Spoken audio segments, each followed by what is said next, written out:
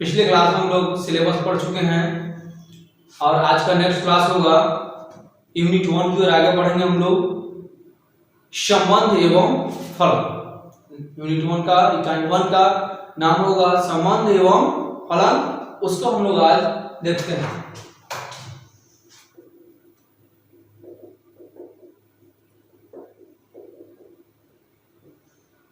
इसे इंग्लिश में कहा जाता है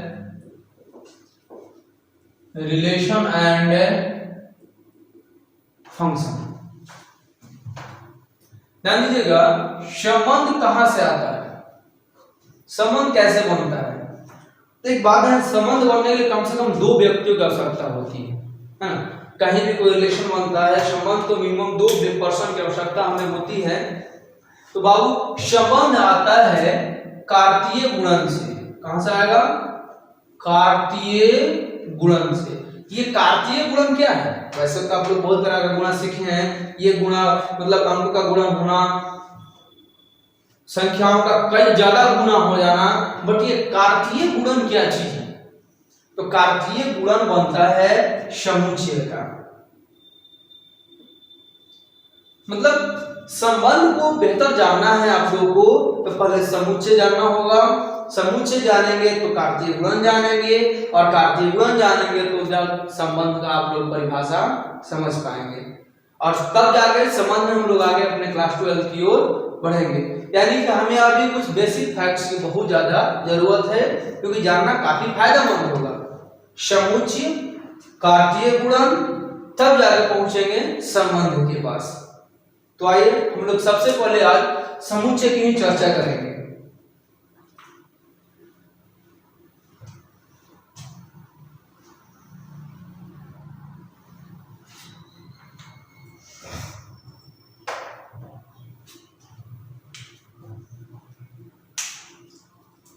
आज के लिए सबसे पहला टॉपिक होगा आप लोग का समुच्चय, यानी कि सेट। इंग्लिश में समुच्चय को सेट कहा जाता है। अब देखिए ना, समुच्चय आता है, एक और जानवर है जिसे हम लोग बोलते हैं संग्रह। एक और शब्द आएगा संग्रह। संग्रह से ही समुच्चय बनता है। तो जरूरी है कि पहले संग्रह को समझना। अगर हम लोग संग्रह समझ जाएंगे तो समुच्चय को समझ जाएंगे। आइए, संग्रह हम कई प्रकार से कर सकते हैं। लीजिए कोई संग्रह लिखा जाए।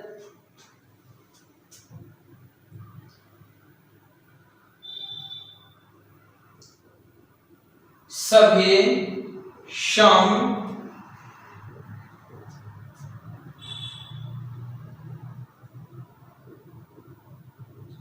प्राकृत संख्याओं का संग्रह। ध्यान दीजिए, सभी सम प्राकृत संख्याओं का संग्रह। एक और हम संग्रह लेते हैं,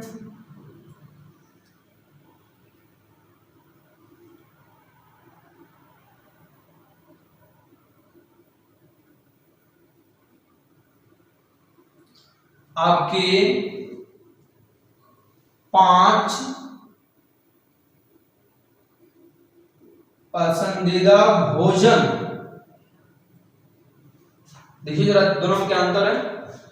सभी सम प्राकृत संख्याएं जो हैं वो सबके लिए समान है। जैसे कि 2, 4, 6, 8 सबके लिए सम सम होता है। 2, 4, 6, 8 सबके लिए कोई अंतर नहीं है। सबके लिए उभयनिष्ठ है, एक उभयनिष्ठ संग्रह है। और ये क्या देख रहे हैं, 5 पसंदीदा। इसमें कौन कहेगा कि हमें लड्डू है, कौन कहेगा जलेबी है कि कोई कहेगा कि हमें आम अच्छा लगता है, कोई कहेगा कि हमें पिज्जा अच्छा लगता है, कोई कहेगा बर्गर अच्छा लगता है। सबके लिए अलग अलग स्वाद और अलग अलग भोजन हो गए। जब अलग है यानी किसी का कोई खास अपना रुचि नहीं मिल पाएगा लोगों के साथ। इसमें हम कोई भी डिस्टिंक्ट एलिमेंट नहीं लिख सकते। ये क्या देख रहे हैं, एक ऐसा संग्रह है जो कि उभयनिष्ठ है। ये क्या संग्रह है बाबू? उभयनिष्ठ संग्रह है। और ये क्या होगा? अउभयनिष्ठ संग्रह। दोनों में अंतर दिखाई दिया। ये जो है उभयनिष्ठ संग्रह है और ये जो है अउभयनिष्ठ है। इसमें ऐसा है जो सभी का अलग अलग है, और जब सभी का अलग अलग संग्रह होगा ये हमारा समुच्चय नहीं होगा और ये हमारा समुच्चय होगा। जो सबके लिए उभयनिष्ठ हो वो संग्रह एक समुच्चय होता है, और जो सबके लिए उभयनिष्ठ नहीं हो वो हमारा समुच्चय नहीं होता है। क्लियर ना? तो इसका परिभाषा क्या होगा? ऐसा एक परिभाषा हम दे सकते हैं बहुत आसानी से।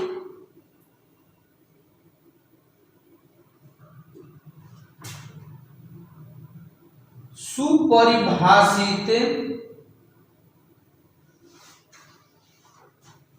वस्तुओं के समूह को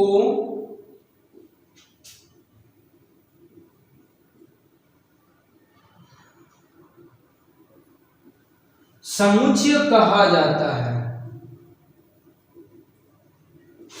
क्लियर?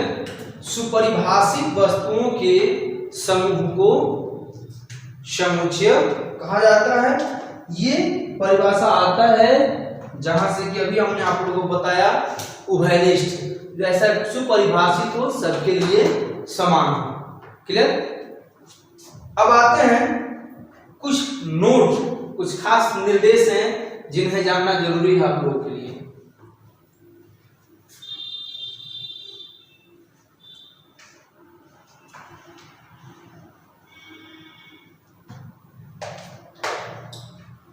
देखिए नोट नंबर 1। अब एक बात ध्यान दीजिए, कोई भी वस्तु होती है, कोई भी शब्द होता है, कोई भी वाक्य होता है, मैथ में तो उसे कहीं ना कहीं सूचित किया जाता है कुछ खास, जैसे पैकेट संख्या को हम लोग n से करते हैं, है ना?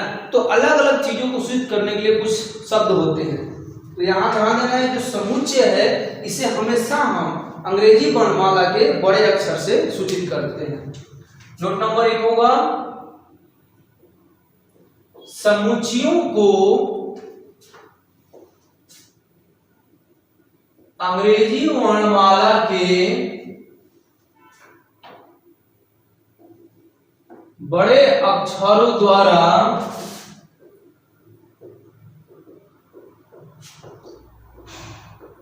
सूचित किया जाता है। नोट नंबर 1 क्लियर हुआ? दूसरा, ये जो इसके वस्तुएं हैं ना, यानी कि अवयव, समुच्चय के अवयव या वस्तुओं को अंग्रेजी वर्णमाला के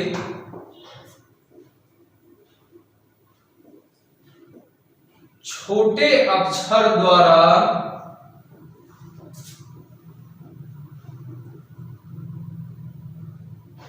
सूचित किया जाता है।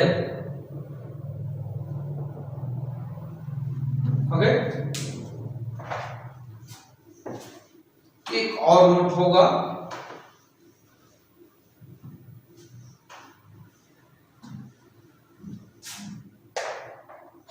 अगर मैं इसके एग्जाम्पल का बात करूं तो आप देख सकते हैं कि इसमें एग्जाम्पल हो सकता है हम लोग का A B C D etc, और इसका एग्जाम्पल हो सकता है small a small b small c small d etc। हो जाएगा बाबू? आइए नोट नंबर 3 की ओर हम लोग आगे बढ़ते हैं। नोट नंबर, अब मान लीजिए कि आप इस मैथमेटिक्स में पढ़ते हैं, आप यहाँ का स्टूडेंट हैं, क्या प्रूफ है? इसके लिए आपके पास आइडेंटिटी कार्ड होगा, फ्री शिफ्ट होगा, बैग होगा, इस बहुत कुछ ऐसी चीजें प्रूफ के लिए चाहिए। तो मान लीजिए कि कोई समुच्चय का ये एक अवयव है, ऐसा क्या समुच्चय, ऐसा कोई तो प्रूफ होना चाहिए। तो उसके लिए यूज किया जाता है एक साइन जिसका नाम है एप्सिलॉन, यानी कि बिलोंग्स टू। लिखते हैं, यदि A एक समुच्चय B का एक अवयव है तो इसे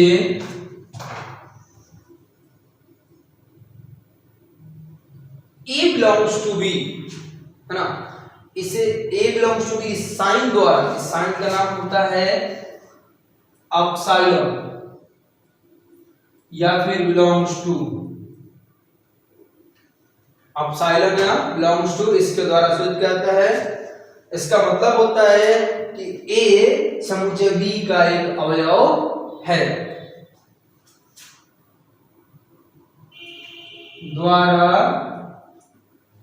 सूचित किया जाता है। ये 3 नोट आप लोग के लिए काफी फायदेमंद हैं, काम आएंगे। एक खास चीज ये ध्यान दीजिएगा,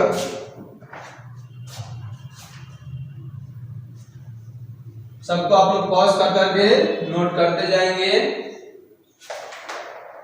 कि इस साइन के लेफ्ट और राइट में कुछ खास चीजें हैं। हमेशा इसकी बाएं साइड में अवयव होगा और दाएं साइड में एक समुच्चय होगा। एक खास चीज ध्यान रखिए, इस चिन्ह के हमेशा बाएं साइड में अवयव होता है और दाहिने साइड में समुच्चय होता है।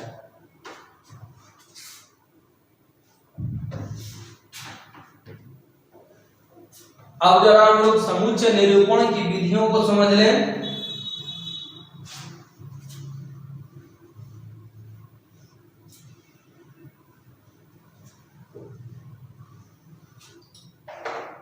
ये देखिए, अगला पॉइंट होगा समुच्चय को निरूपित करने की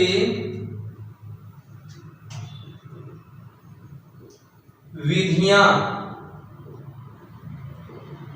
ध्यान दीजिए, समुच्चय को कितने विधियों से निरूपित किया जाता है? 2 विधियों से। पहले विधि का नाम होगा रोस्टर रूप और दूसरा विधि का नाम है समुच्चय निर्माण रूप। लिख लेते हैं, पहले विधि का नाम होगा रोस्टर रूप, इंग्लिश में बाबू रोस्टर फॉर्म, इसी को टबलर भी कहा जाता है। नंबर 2 समुच्चय निर्माण रूप, यानी इंग्लिश में इसको बोला जाता है सेट बिल्डर फॉर्म। रोस्टर रूप और समुच्चय निर्माण रूप, 2 विधियों से समुच्चय को निरूपित किया जाता है। अब विधि नंबर 1 यानी कि रोस्टर रूप की ओर आगे बढ़ेंगे।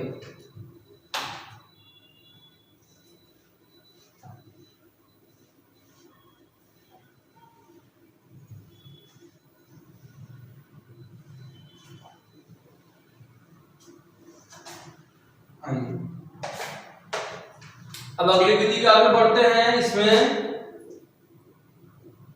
रोस्टर रूप, देखिए इसमें रोस्टर रूप में होता क्या है, जो हमारे पास संग्रह दिया रहता है ना, उस संग्रह को हम यदि अवयवों को कॉमन से अलग अलग करके मझले कोष्ठक में सेपरेट कर दे, उसको रख दे, तो हमारा होता है रोस्टर रूप। एग्जाम्पल कर ले, मैंने लिखा बी,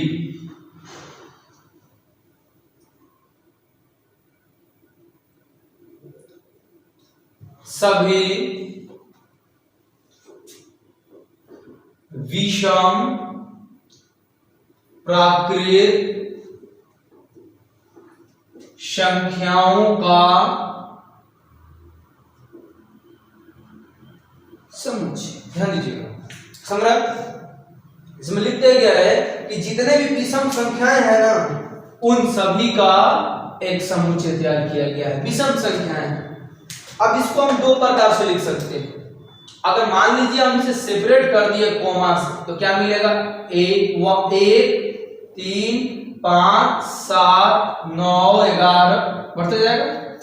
और इसे हम मझले कोष्ठ से घेर दिए, ये बन गया हमारा रोस्टर रूप। इसको भाषा में क्या लिखेंगे? इस रूप में समुच्चय के अवयवों को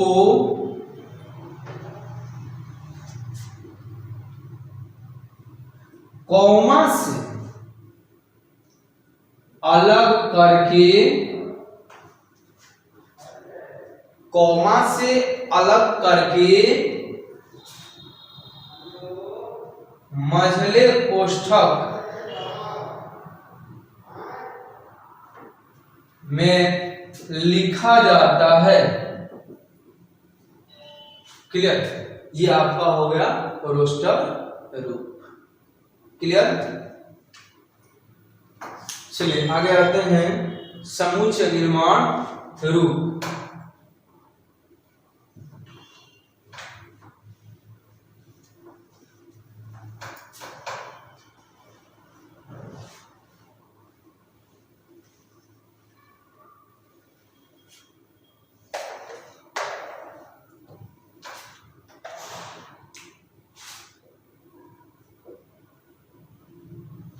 समुच्चय निर्माण रूप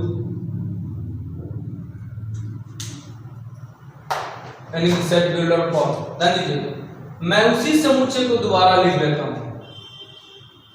सभी विषम प्राकृत संख्याओं का समुच्चय।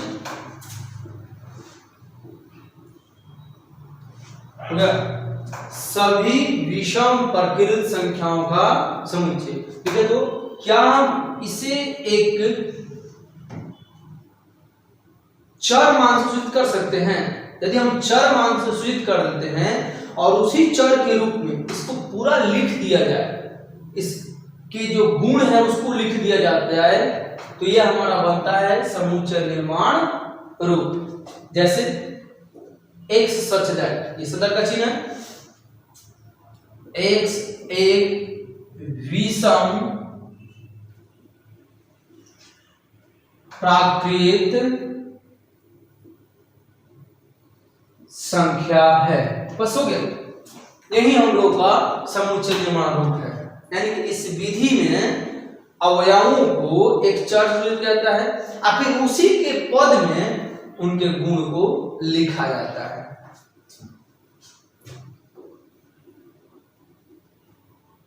इस विधि में अवयवों को एक चर द्वारा सूचित किया जाता है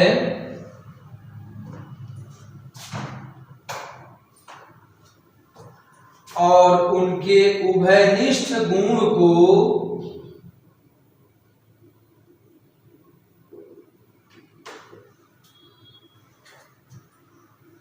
उसी चर के पद में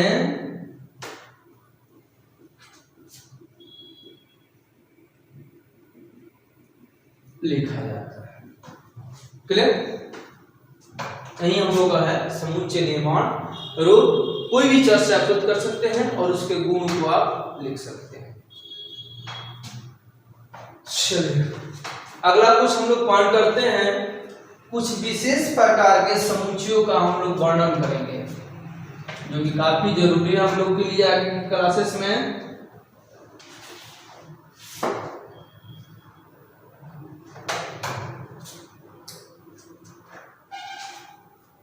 अगला पॉइंट, कुछ विशेष प्रकार के समुच्चय। आइए तो कुछ समुच्चय के बारे में चर्चा कर लेते हैं। इसमें देखिए, इसमें नंबर 1 होगा, हम लोग पहला यूज करेंगे n। n से बाबू सभी प्राकृत संख्याओं का समुच्चय। चलिए लिखा जाए,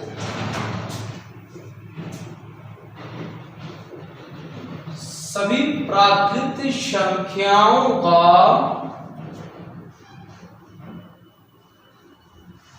समुच्चय। जितने भी प्राकृत संख्याएं हमारे पास है ना, उन सभी का समुच्चय को हम लोग n से सूचित करते हैं। इसका एग्जांपल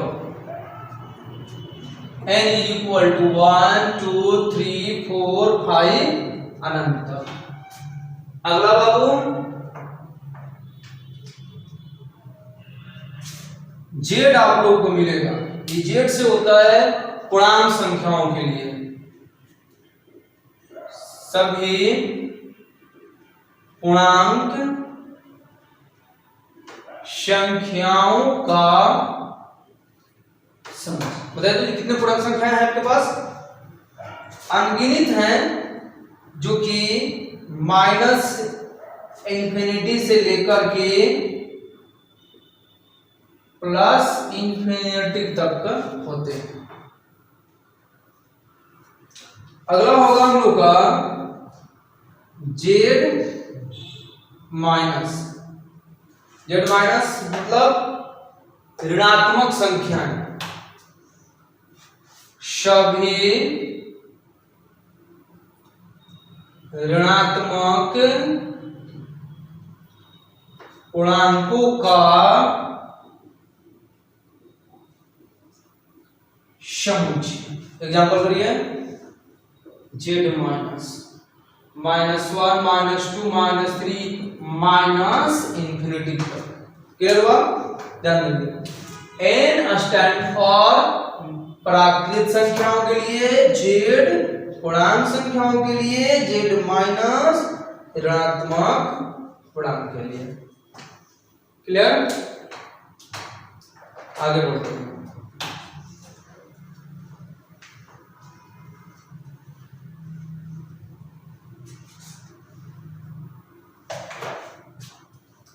अगला होगा z प्लस मीन्स बाबू सभी धनात्मक पूर्णांक,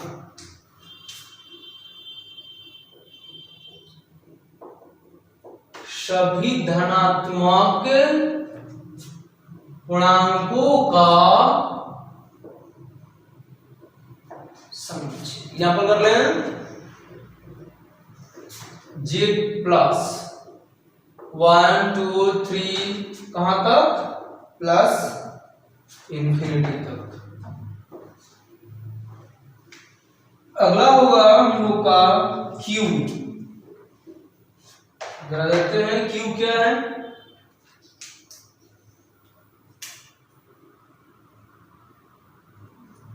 q मतलब बाबू सभी परिमेय संख्याओं का समुच्चय। लिख लेते हैं, सभी, ध्यान दीजिएगा, q मीन्स सभी परिमेय संख्याओं का समुच्चय, सभी परिमेय संख्याओं का समुच्चय। एग्जाम्पल, q 1 2 3 4 √4 माइनस प्लस सब कुछ रहेगा। इसमें परिमेय संख्याएं p/q के फॉर्म में होनी चाहिए, बस इतना ही शर्त होता है। q माइनस लग जाए तो ऋणात्मक संख्याओं के बारे में बात होगा। q माइनस लगे तो ऋणात्मक, क्या लिखेंगे? सभी ऋणात्मक परिमेय संख्याओं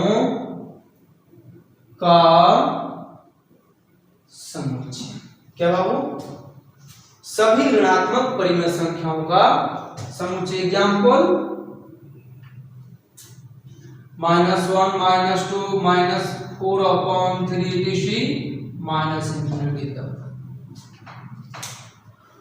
z किसके लिए हुआ?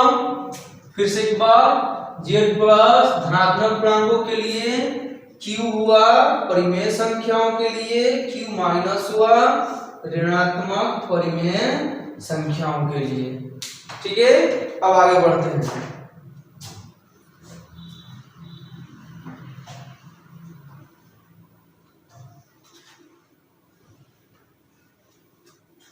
अब देखिए, q माइनस के बाद अगला टॉपिक होगा q प्लस। q प्लस क्या बताएगा? सभी धनात्मक परिमेय संख्याओं का समुच्चय, सभी धनात्मक परिमेय संख्याओं का समुच्चय। एग्जाम्पल बाबू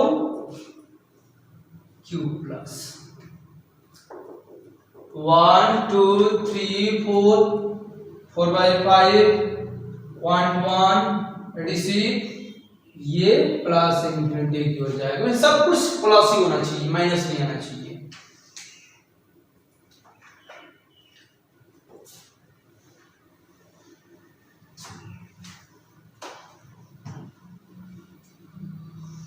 अगला है हम लोग का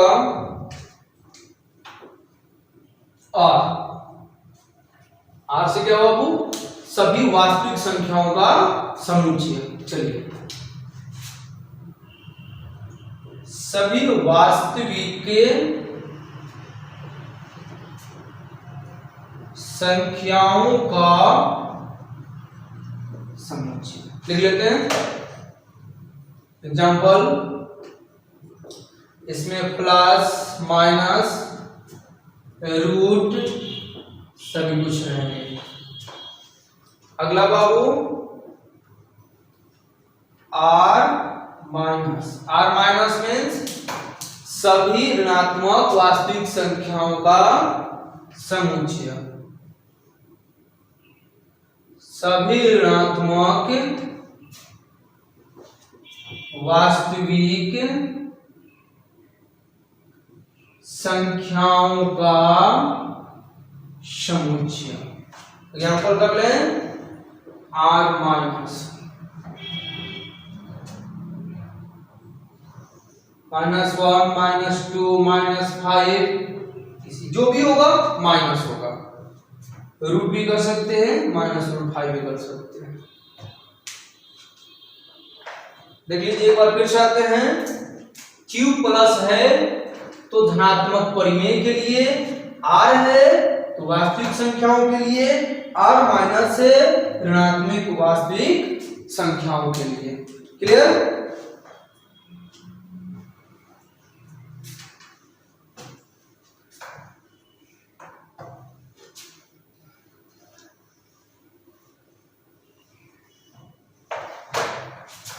अगला होगा R प्लस मीन्स बाबू सभी धनात्मक वास्तविक संख्याएं।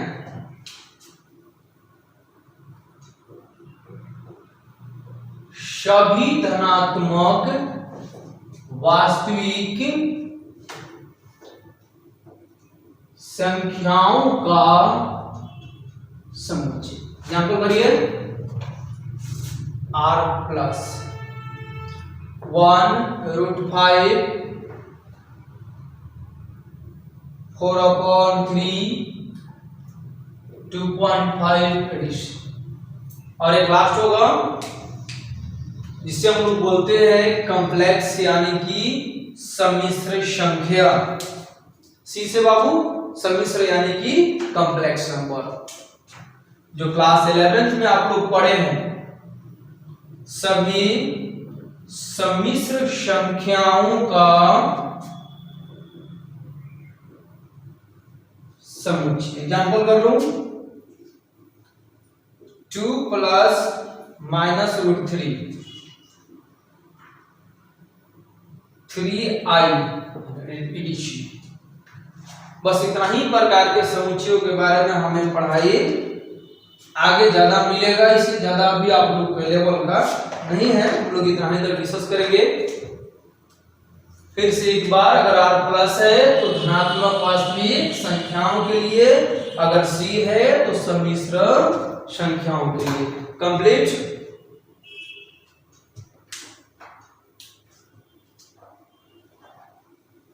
चलिए एक और नया टॉपिक आते हैं जिसका नाम होगा उपसमुच्चय। ये भी जानना आप लोगों के लिए बहुत जरूरी होगा, बेहद। उपसमुच्चय क्या है इसके बारे में जानते हैं। कब उपसमुच्चय कहेंगे, कब नहीं कहेंगे, उसको भी समझेंगे हम लोग।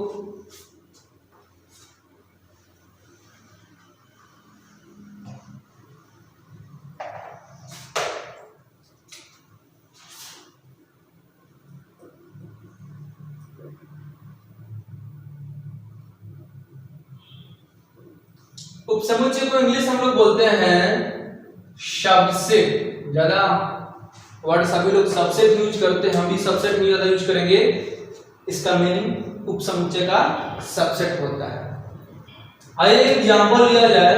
मान लीजिए मैंने यहां पर कुछ लिख लिया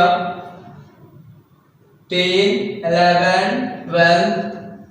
एक और मैंने समुच्चय ले लिया 10, 11, 12, 13, 14, 15। देखिए तो 10 से 11, 12, 10 से 11, 12, 13, 14, 15। उसी देख रहे हैं आप, जरा देखेंगे तो 10 से यहां भी 10 है, यहां 11, तो यहां भी 11, यहां 12, तो यहां भी 12, यानी कि हूबहू सेम। मतलब समुच्चय ए के सभी अवयव समुच्चय बी के भी अवयव हैं। अगर ऐसा है तो समुच्चय ए को समुच्चय बी का उपसमुच्चय कहा जाता है। इसको अगर लंबे दिया जाए, यदि समुच्चय ए के सभी अवयव समुच्चय बी के भी अवयव हैं हो, तो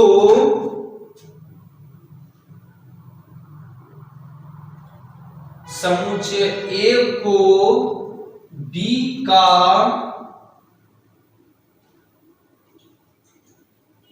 उपसमुच्चय कहा जाता है। क्लियर?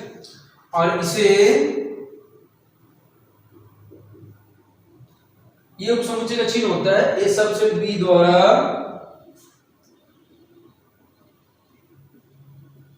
सूचित किया जाता है। क्लियर? अर्थात ए सबसेट बी का मतलब हो गया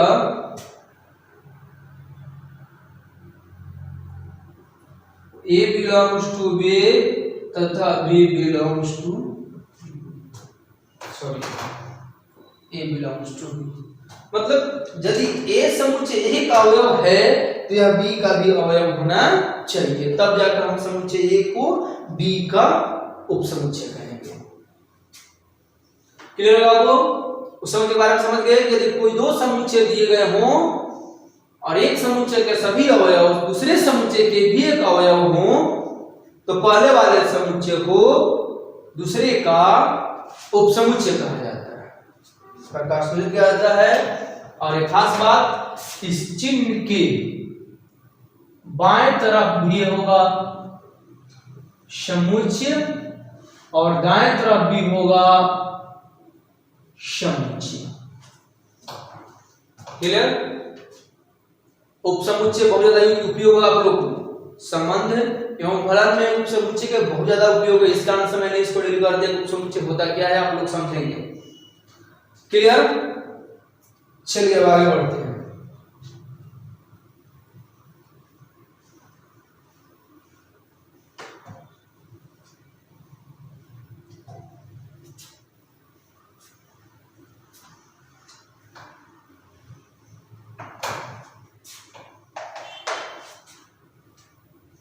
अगला पॉइंट हम लोग पढ़ने वाले हैं अंतराल। अंतराल इंग्लिश में बोलते हैं हम लोग इंटरवल।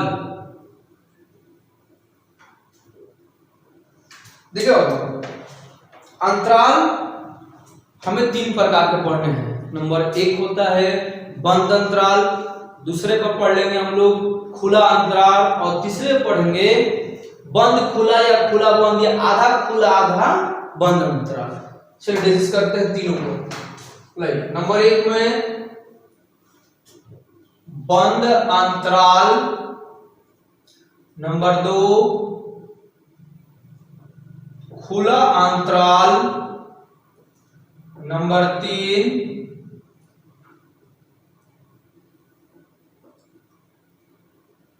बंद खुला अंतराल। इसको इंग्लिश में बोलते हैं क्लोज्ड इंटरवल इसको बोलते हैं ओपन इंटरवल, इसको बोलते हैं क्लोज ओपन इंटरवल। अब इन तीनों इंटरवल के बारी बारी से हम लोग डिस्कस करेंगे, समझेंगे, तब आगे बढ़ेंगे। आइए सबसे पहले हम लोग पढ़ते हैं बंद अंतराल को। बंद अंतराल के बारे में जानते हैं कि बंद अंतराल क्या है।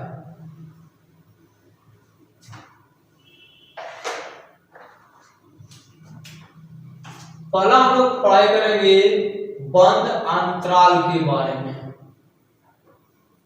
कि बंद अंतराल क्या है, इसको समझते हैं।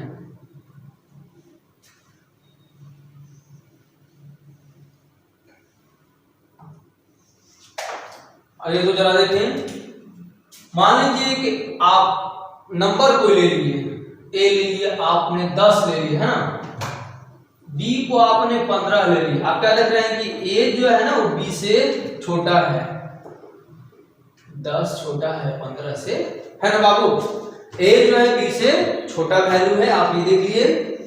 अब ये काम करिए, मैं आपसे एक बात बोलूं कि आप 10 और 15 के बीच के सभी जितनी भी वास्तविक संख्याएं हैं उनका आप संग्रह करें। बताइए कितने वास्तविक संख्या है, आप काउंट कर सकते हैं? नहीं कर सकते, बहुत ज्यादा है, तो इन्हें एक चिन्ह द्वारा सूचित किया जाता है, उसी का नाम होता है बंद अंतराल। एक छोटा सा चिन्ह जो कि इसके बीच के सभी वास्तविक संख्याओं को सूचित करता है। मैं लिख दूं ए तथा बी के बीच के सभी वास्तविक संख्याओं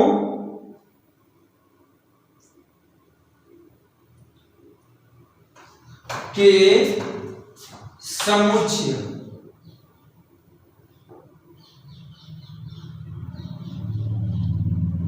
को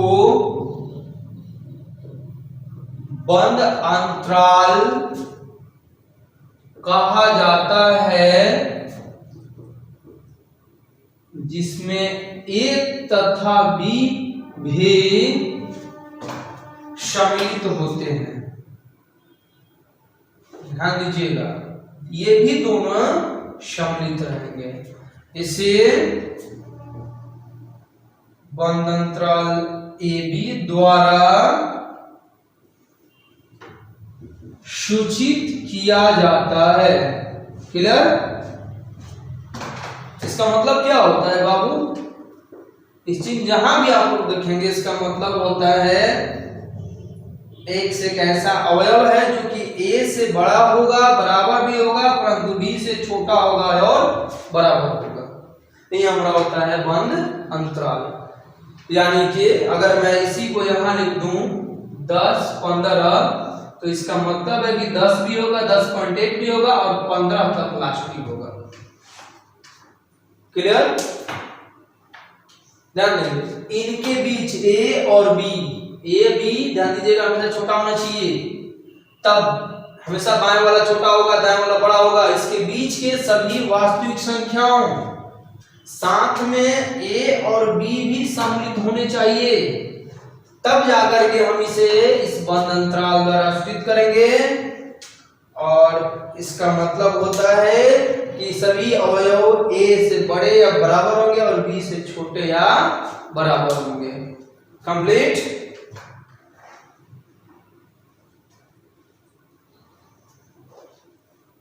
आगे चलिए, आते हैं खुला अंतराल की ओर।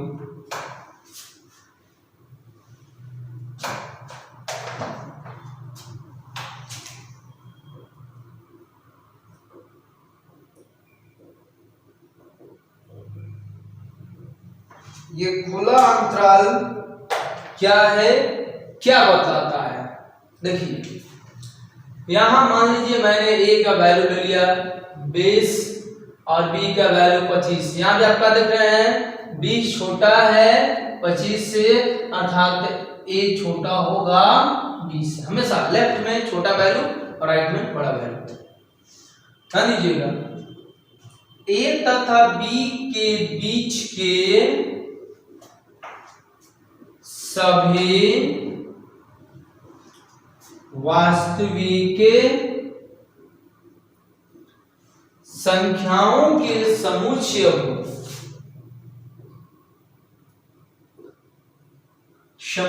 को खुला अंतराल कहा जाता है। क्लियर? क्या कहा जाता है? खुला अंतराल। इसे लीजिएगा दो प्रकार से, छोटा कोष्ठक या फिर बंद अंतराल के चिन्ह को उलट दिया जाएगा, उस चिन्ह द्वारा सूचित किया जाता है।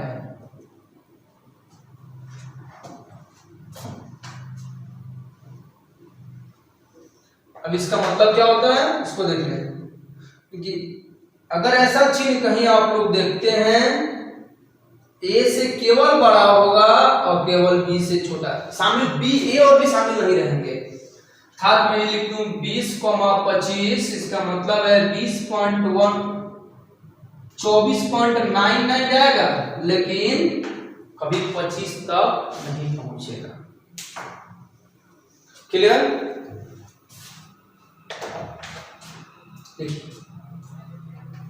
यहाँ ए यहाँ भी छोटा होना चाहिए बी से, और इनके बीच के सभी वास्तविक संख्याओं का संग्रह हो, इस प्रकार के दो चिन्ह से यह सूचित किया जाता है। खास बात नहीं है आपका। चलिए, इसका एक लास्ट अंतराल का पॉइंट है बंद खुला अंतराल।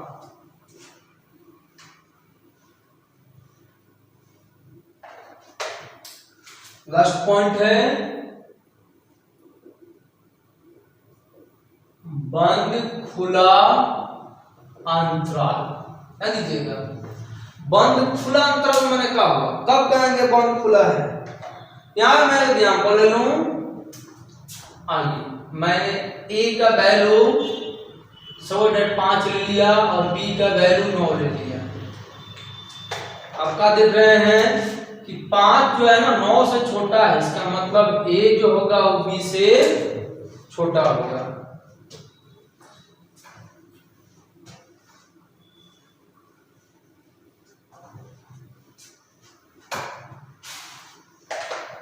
एक बात पे गौर कीजिए आप लोग, ए और बी के बीच के सभी अवयव होंगे, यानी कि ए तथा बी के बीच के सभी वास्तविक संख्याओं का, ए तथा बी के बीच सभी वास्तविक संख्याओं के समुच्चय को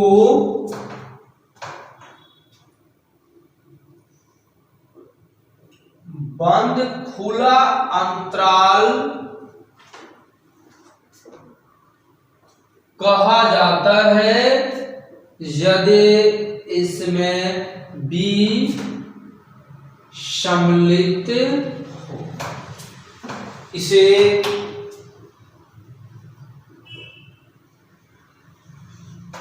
खुला है, इसमें ए सम्मिलित होगा। दीजिएगा जो जिस साइड को हम बंद, पहले अगर बंद बोलते हैं तो बाएं साइड में बंद का चिन्ह होगा, खुला बोलेंगे तो दाएं साइड में खुला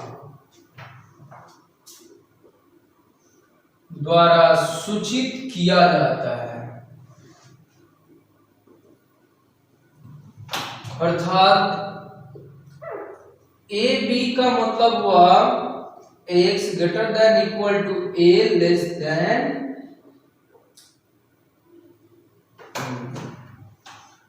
अगर मैं इस पे अंक का ही एग्जांपल कर दूं तो कितना मिलेगा?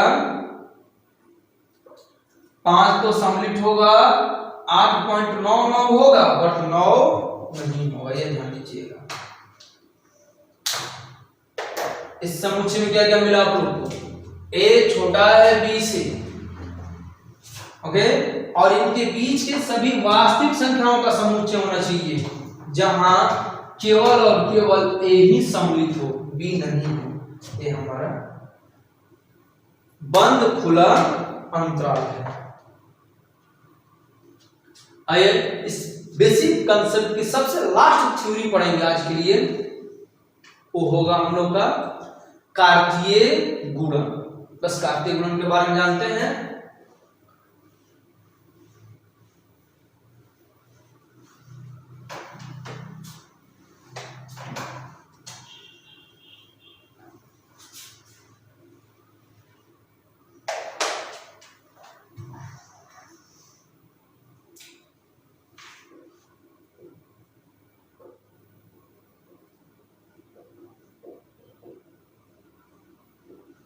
कार्तीय गुणन के बारे में समझेंगे हम लोग, क्या कहा जाएगा। आइए मान लीजिए कि मैं यहाँ पे कोई दो समुच्चय ले लूं। देखिए मैंने यहाँ पे 4, 5, 6 ले लिया और यहाँ ले लिया मैंने 7, 8, 9, 10, है ना। 4, 5, 6, 7, 8, 9, 10। क्लियर। एक काम करिए, ये आप लोग a minus B minus C X plus Y गुणा किया है ना। बच्चा क्लास में आप लोग सीखे हैं सब, जूनियर क्लासेस में सीखे हैं सब। कैसे गुणा होता है जरा बताएंगे। a को x से करेंगे, फिर a को y से। दूसरी बार बाबू b को x से, b को y से। और तीसरी बार c को x से, c को y से। सेम वही प्रोसेस यहां भी काम होगा। रुक जाइए, बोले इसको कर लेते हैं, सिखा लेते हैं। क्या करते हैं, a गुणा में x, साइन है प्लस का तो प्लस, फिर a गुणा में y, फिर माइनस है, b गुणा में x माइनस b गुणा में y, फिर c माइनस c गुणा में x माइनस c गुणा में। सेम प्रोसेस यहां भी होगा, लेकिन यहां चिन्ह था माइनस प्लस का, अलजेब्रिक साइन था, लेकिन यहां पे तो नहीं है ना। कॉमा है तो कॉमा से ही सेपरेट कर देंगे। आइए 4, 5, 6, 7, 8, 9, 10। चलिए गुणा करिए। यहां भी काम करेंगे। देखिए 4 से 7 में, 4 से 8 में, 4 से 9 में, 4 से 10। फिर 5 से 7 में, 5 से 8 में, 5 से 9 में, 5 से 10 में। फिर इसके बाद बाबू 6 से 7 में, 6 से 8 में, 6 से 9 में, 6 से 10 में।